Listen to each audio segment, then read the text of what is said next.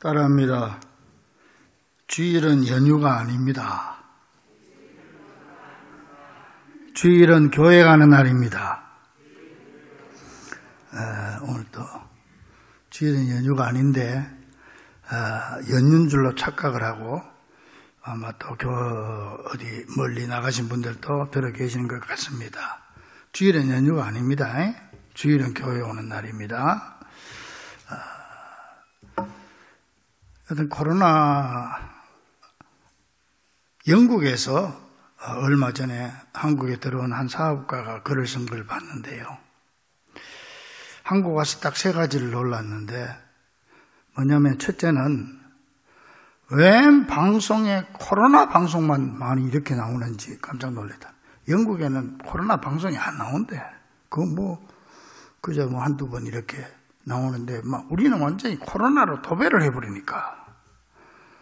그리고 둘째로 놀란 게 뭐냐면은 한국 사람들 마스크를 그렇게 다 끼고 다녀서 깜짝 놀라. 하여튼 낚시터에서 혼자 낚시하면서도 마스크 끼고 하니까 얼마나 착합니까 우리 민족이. 말 잘 듣고. 셋째는 뭐냐, 국가에서 보조금을 주는데 영국 같은 데는 자영업자한테만 준다는 거예요. 코로나로 인해서 실제로 피해를 본 사람들한테 줘야 되는데 왜 공무원들한테 보조금을 주냐 이거야. 그 사람들 봉급 다 받고 그대로 살아가고 전혀 손해 없는데 왜 그 사람들한테도 생활 보조금을 주냐. 여기에 대해서 자기는 깜짝 놀랐다. 영국은 그런 게 없답니다. 자영업자에게만 딱 준다. 그것도 일리가 있는 얘기 같아요. 코로나라고 공무원들 봉급 깎아서 주는 거 아니잖아요. 손해보는 건 자영업자들이니까. 그것도 일리는 있는 것 같습니다. 너무 겁내지 말고 마스크 철저히 잘 끼고 오시면 우리 주님이 또 지켜주시고 함께 하십니다. 할렐루야. 우리 교회 지금까지 한 사람도 코로나 걸린 사람 없어. 얼마나 감사합니까? 요 며칠 전에 아주 참 아름다운 소식이 하나 있었어요. 지난번 도쿄 올림픽 때 여자 창던지기에서 은메달을 딴 선수가 있어요. 폴란드 선수인데 마리아 안드레이치기라고 하는 여자 창던지기에서 은메달을 땄어요. 그런데 올림픽 끝나고 나서 이제 들어가 보니까 그 폴란드 자기 나라 안에 8개월 된 아이가 심장 수술비가 없어가지고 수술을 못 받고 있다는 얘기를 듣게 돼요. 그러니까 일면식도 없는 이 아이의 수술비를 마련하기 위해서 이 은메달리스트가 자기 은메달을 경매에다가 내놓습니다. 내놓으니까 이 경매장에서 이게 얼마에 낙찰이 됐느냐면은 12만 5천 달러, 우리 돈으로 약 한 1억 5천만 원에 경매가 됐어요. 근데 이걸 사간 사람들이 폴란드 편의점 연합 업체에서 사갔다고 그래요. 근데 그렇게 낙찰을 받고 그 돈으로 이 아이는 미국의 스탠퍼드 대학 의료센터에 와서 수술을 받게 됐다고 합니다.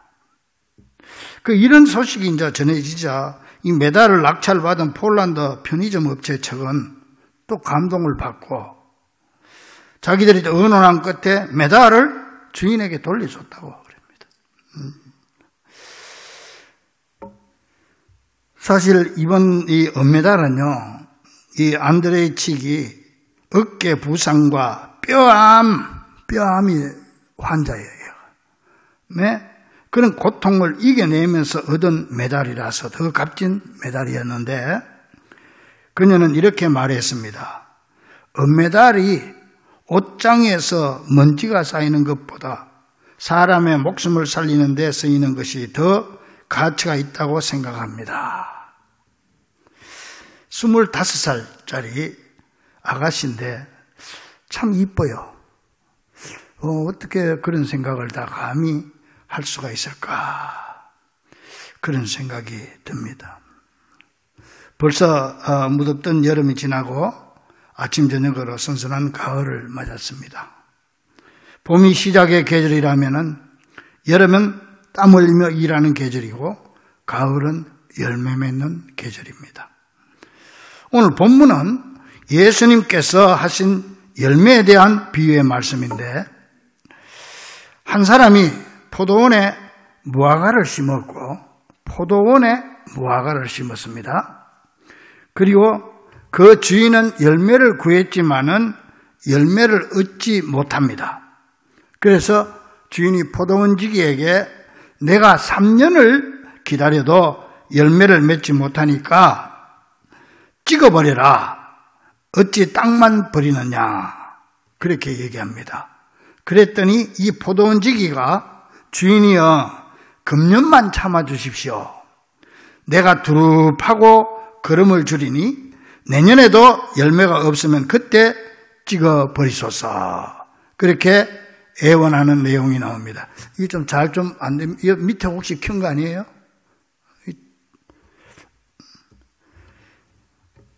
그래서 금년만 기다려 주시면 내가 열매를 맺도록 하겠습니다. 그 애원하는 내용이 바로 오늘 본문에 있는 말씀입니다. 근데 여기서 포도원은 뭘 말하느냐? 하나님 나라를 말해요. 교회, 나아가서 우리 성도들의 삶을 말하는 거예요. 삶의 현장이 포도원이다. 그리고 또 포도원 주인은 누구냐? 포도원 주인은 하나님이다. 그리고 포도원 지기는 예수님이다. 거기에 포도원에 심겨진 무화과나무는 바로 이스라엘 백성이지만 지금으로 말하면 여러분과 나 성도다. 이렇게 생각하는 겁니다. 이런 비유의 말씀입니다. 자, 그런데 여기서 우리가 기억해야 될 것은 먼저 보통 이스라엘에 있는 무화과나무는 가로수처럼 길가에 버려져서 돌보는 사람 없이 자라는 경우가 많습니다. 그래서 예수님도 길 가다가 잎만 무성한 무화과나무 보고 열매 없다고 저주하지 않았습니까? 그건 돌보는 게 없이 그냥 우리나라 가로수처럼 길가에 버려진 나무입니다. 그런데 오늘 나오는 이 무화과나무는 특별히 포도원 안에, 울타리 안에 심어졌고 돌봄을 받았다는 겁니다. 그래서 6절에 포도원 안에 심겨졌다 그래 했는데, 이는 특별히 선택받은 나무였고 특혜를 받은 나무였다. 그런 의미를 가지고 있습니다. 특권과 권리에는 반드시 책임과 의무가 따릅니다. 이 무화과나무의 책임과 의무는 무엇입니까? 열매 맺는 것입니다. 무화과나무는 아무 쓸데가 없습니다. 나무 자체는 아주 제목으로 써서 뗄감밖에 못해요. 근데 딱 무화과나무에게 바라는 것은 열매 하나 원하는 것입니다. 그래서 주인은 당연히 열매를 찾았지만 열매가 없었다는 거예요. 6절에 와서 그 열매를 구하였으나 얻지 못한지라. 한마디로 책임과 의무를 다하지 못했다는 것입니다. 보통 이 무화과나무는요, 4월에 잎이 피어가지고 5월과 6월 달에 열매를 맺고 또 8월과 9월 달에 또 두 번째 열매를, 1년에 2번 열매를 맺는 나무입니다. 그런데 이 무화과나무는 특별 혜택, 특혜를 받고 있었음에도 불구하고 3년 동안이나 한 번도 열매를 맺지 못했다는 겁니다. 그래서 이 무화과나무는 주인에게 큰 실망을 주게 된 것입니다. 여기서 우리가 기억할 것은 우리 주님은 화려한 꽃이 아니라 열매를 찾고 계신다는 사실입니다. 그러므로 여러분, 꽃에 만족하지 마십시오. 꽃을 부러워하지도 마십시오. 꽃은 열매를 맺기 위함인 것입니다. 그래서 하나님은 우리에게 꽃을 원하지 않고 열매를 원하시는 것입니다. 그러면 이 무화과나무는 이렇게 좋은 조건에서 왜 열매를 맺지 못했을까요?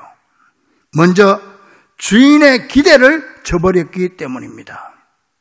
이 주인의 바람이 열매라면 이 무화과나무는 우리 성도들로서 우리도 역시 주님 앞에 열매를 드려야 되는 존재들이라는 걸 알아야 됩니다. 그래서 예수님께서 말씀하시기를 요한복음 15장에 나는 포도나무여 너희는 가지니 내가 너희를 택한 것은 열매를 맺어 주인이신 하나님께 영광을 돌리게 하려 함이라. 그렇게 말씀하고 있습니다. 포도나무고 하나님이 포도나무 주인이고 요한복음 15장에는 우리가 포도나무 가지다. 그렇게 말하고 있습니다. 그래서 우리는 기도할 때도 내가 무엇을 할까 보다 하나님이 나에게 무엇을 원하실까?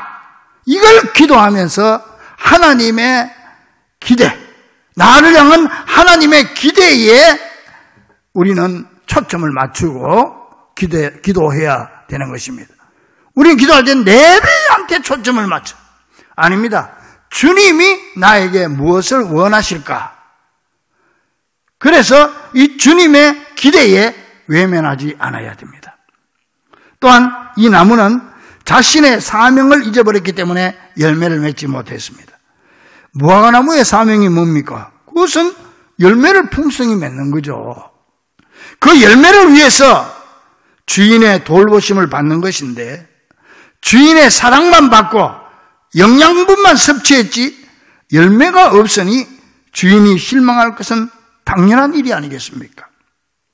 또한 이 나무는 자기 자신을 바로 깨닫지 못했기 때문에 열매를 맺지 못했습니다. R.A. 토레이라고 하는 목사님이 계십니다. 이분이 어느 날 한 여자 성도님이 와서 상담을 하는데 목사님, 저는 예수님을 좀 화끈하게 믿고 싶은데 잘 되지 않습니다. 뭐 부흥회도 다니고 열심히 기도해도 참석해보지만은 그게 잘 안 됩니다. 어떻게 하면 좋겠습니까? 그랬더니 목사님께서 가만히 보시다가 이렇게 말씀합니다. 자매님은 기도할 때 뭐라고 기도하십니까? 그랬더니 아이고 목사님 기도 제목이야 많지요. 뭐 이것도 하고 저것도 하고 이것도 저것도 좀 내놨습니다. 이 토레이 목사님이 말했습니다. 자매님 앞으로는 다 그 기도 하나님이 들었을 거니까 딱 한 가지만 기도합시다. 그게 뭐예요? 하나님 아버지, 나 자신을 정직하게 알게 해주세요. 내 자신을 정직하게 알게 해달라는 기도, 그거 하나만 합시다. 이 착한 그 아주머니는 그 목사님 말대로 그대로 순종을 했어요. 그래 기도를 한참 했는데 어느 순간에 하루는 하나님이 자기에게 내 자신의 모습을 보여주시는데 자기가 자기 자신을 보니까 더럽고 시기가 가득하고 질투가 가득하고 명예욕, 욕심, 거짓된 거 이게 뭐 가득한 거예요. 자기가 지금 교회에 와서 봉사하는 모습도 완전히 그냥 이 죄악으로 가득 찼어. 자기 생각으로, 자기 욕심으로, 자기 자존심으로 이 하나님을 위한 게 없고 전부 이 자기를 위해 더러운 것밖에 없어. 가득 찬 거야. 성한 곳이 없어. 아이고 자기가 자기 자신을 그걸 보고 나니까 부끄러워가지고요. 남편도 보지도 못하고 아이들도 볼 수가 없는 거예요. 그래서 다시 목사님을 찾아왔습니다. 목사님, 이제는 너무나 창피해서 살 수가 없어요. 그랬더니 목사님께서 자, 그러면은 우리 그 다음 기도를 합시다. 그 다음 기도가 뭡니까? 이제는 앞으로 그 기도하지 말고 하나님 십자가를 알게 해주세요. 십자가의 은혜를 깨닫게 해주세요. 그렇게만 기도하세요. 그래서 또 이 자매님이 그렇게 열심히 기도했더니 하나님께서 어느 날 십자가를 보여주시면서요. 그를 위해서 대신 피 흘려주시는 모습을 쭉 보여주면서 내가 너를 사랑하노라. 그 음성이 들리는 거예요. 마음으로. 이 순간에 이 자매님은 너무나 감격했고 비로소 충만한 은혜의 사람이 되었다는 것입니다. 여러분, 뭐가 문제입니까? 왜 은혜를 못 받습니까? 왜 내 마음이 텅텅 비어 있고 옆구리에 구멍이 뻥 뚫린 것 같아가지고 왜 열매를 못 맺고 어디에 문제가 있습니까? 누구에게 문제가 있습니까? 자기 자신을 알아야 됩니다. 나의 나됨을 똑바로 알고 나면 오로지 감사할 것밖에 없습니다. 모든 염려, 근심 다 물러가고 감사. 아무것도 염려하지 말고 다만 모든 일에 기도와 간구로 너희 구할 것을 감사함으로 하나님께 아뢰라. 그리하면 모든 지각에 뛰어난 하나님의 평강이 너희 마음과 생각을 지키시라. 그때 내 마음의 평강이 주님 주시는 평강으로 가득 채워지는 거예요. 믿습니까? 여러분, 지난 날을 가만히 한번 생각해 보세요. 아니면 지난 10개월 동안 한번 생각해 보세요. 9개월 동안. 내 마음대로 된 게 하나라도 있습니까? 내 마음대로 된 게 하나도 없어요. 내가 태어날 때부터도 그랬고 내 마음대로 태어난 것도 아니고 지금까지 산 게 내 마음대로 살았습니까? 깊이 생각해 보면요, 내가 한 일이라고는 하나도 없습니다. 지나놓고 생각해 보니까 분명히 내 삶 속에 보이지 않는 그 어떤 손길이 있었고 오직 내 인생의 주인 되신 그분께서 나를 이렇게 저렇게 인도해서 오늘에 이르게 하셨습니다. 뿐만 아니라 앞으로도 그분께서 내 인생을 그렇게 이끌어 갈 것이 분명합니다. 사랑하는 여러분, 그럼에도 불구하고 내가 내 자신의 껍데기에 쌓여가지고 열매를 맺지 못하고 열매를 주인에게 드리지 못하니 주인께서 얼마나 실망했으면 어찌 땅만 버리느냐 그렇게 애타하시는 것입니다. 이 애타는 음성은 저주의 음성이 아니고 사랑의 음성이며 우리를 포기하는 음성이 아니고 아직도 기대를 버리지 아니하시는 애타는 음성인 것입니다. 오늘 우리 모두 이 음성을 들을 수 있기를 주의 이름으로 간절히 축원합니다. 저는 이 무화과나무가 의도적으로 땅을 버렸다고 그렇게 생각하지는 않습니다.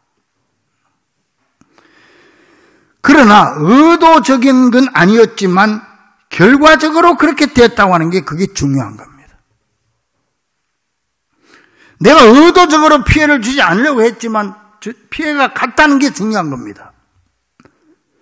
내가 의도적으로 열매를 맺으려고 안 맺으려고 한 건 아니지만 열매가 없었다는 게 그게 중요한 겁니다. 우리 교회는요, 의도적으로 예배에 빠지는 사람 한 사람도 없습니다. 그렇지 않습니까? 의도적으로 기도에 빠지는 사람도 한 사람도 없습니다. 지난주 10월 헌신 새벽 기도에 성도들이 많이 나왔어요. 내가 볼 때 정말 못 나올 것 같은 권사님도 나왔습니다. 나는 그분들을 보면서 하나님께 감사드렸습니다. 바울이 빌레몬을 생각할 때마다 하나님 앞에 감사했다. 그런 것처럼 주여 저런 권사님을 주셔서 감사합니다. 저분이 새벽기도 나오려고 얼마나 힘들지. 밤에 잠 한숨도 못 잤을 수도 있어. 내가 알아요. 그 사정을. 그런 가운데 또 이런 생각, 이런 기도가 생각이 나. 하나님, 미인들이 잠이 많다는데 주여 어떤 권사님들은 좀 덜 미인이 되게 해주세요. 그런 사람도 있습니다. 권사가 되어가지고 권사면 교회 중직자인데 무화과나무 중에 무화과나무인데 새벽기도 나오는 게 그렇게 힘들어서 이거 어떻게 되겠습니까? 좀 문제가 있어요. 문제가 있어요. 너무 미인이어서 그래. 좀 덜 미인이 되도록 기도하세요. 그래서 내가 그런 생각이 나요. 하나님, 저들을 미인 체질에서 좀 덜 미인 체질로 바꿔주세요. 뭐 그런 기도는 안 했지만 그런 생각이 나더라고. 그런데요, 이 포도원지기이신 예수님은 다시 그 놀라우신 하나님의 사랑에 호소합니다. 8절에 주인이여 금년에도 그대로 두소서. 내가 두릅하고 거름을 줄이니. 여러분 무슨 말인지 아세요? 포도원직인 예수님께서 주인이신 하나님께 애원하는 소리예요. 이 말을 들은 주인은 처음부터 찍어버릴 마음이 없으셨기에 기다렸다는 듯이 그래 잘 가꾸어 봐라. 이 나무가 원래 그렇게 나쁜 나무가 아니야. 내가 직접 택한 나무야. 잘 가꾸면 내년에는 많은 열매를 맺게 될 거야. 나는 이 나무를 믿어. 아마 그렇게 하셨을 것 같습니다. 내가 택해서 내가 심었으니 내가 믿는 거야. 그래서 우리 예수님께서는 우리 대신 지켜주시고, 내가 지켜야 될 걸 예수님이 대신 지켜주시고, 우리 대신 버림을 받으시고, 우리 대신 죽으시고, 십자가에서 물과 피를 탁 쏟아주심으로 우리의 거름이 되시고, 우리의 양식이 되셔서 오늘까지 우리를 살려주시고 자라게 해주시고 열매 맺게 해주시는 줄 믿으시기 바랍니다. 내가 두릅하고 거름을 주겠습니다. 이 말은 무슨 말입니까? 내가 거름이 되겠다는 얘기. 내가 이 나무가 열매 맺도록 하기 위해서 내가 피를 뿌리고 여기 내 살을 거름으로 주겠다. 내가 양식으로 주겠다는 거예요. 그래서 지금도 우리는 예수님의 사랑을 마시고 그의 살과 피를 먹는 성자식을 통해서 우리 영혼의 새 생명을 얻고 있는 거예요. 그게 주님의 이때 하신 약속이에요. 내가 두릅하고 거름을 주겠습니다. 내가 거름이 되겠습니다. 내 살과 피를 주겠습니다. 그래서 우리는 그걸 받아 먹고 있습니다. 사랑하는 여러분, 우리는 사랑으로 선택함을 받았고 그렇게도 실망을 드렸지만 포기하지 아니하시고 오히려 로마서 5장 20절 말씀처럼 죄가 더한 곳에 은혜가 더욱 넘쳐서 여기까지 온 줄 믿습니다. 자, 그렇다면 우리는 하나님 앞에 어떤 열매를 드려야 될까요? 내 인생의 주인이신 하나님은 이 풍성한 수확의 궤들을 보면서 마음의 열매, 생활의 열매, 믿음의 열매를 맺기를 원하십니다. 야베스의 기도라고 하는 책을 여러분 다 보셨죠?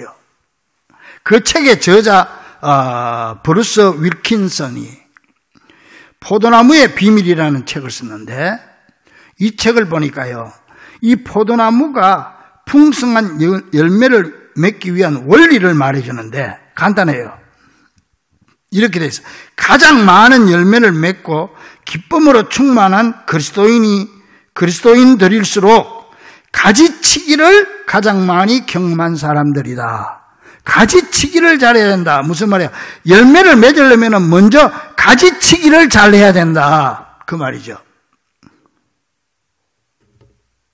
자를 때는 아픔이 있지만 잘라야 열매를 맺을 수 있다는 사실을 우리는 잊어서는 안 됩니다. 나의 믿음을 가로막는 가지, 나의 기도를 막는 잔가지들, 나의 헌신을 막고 뒤로 미루게 하는 게으름과 욕심의 가지들, 인간관계를 멀어지게 하는 내 성격의 가지들, 이거 다 잘라야 돼.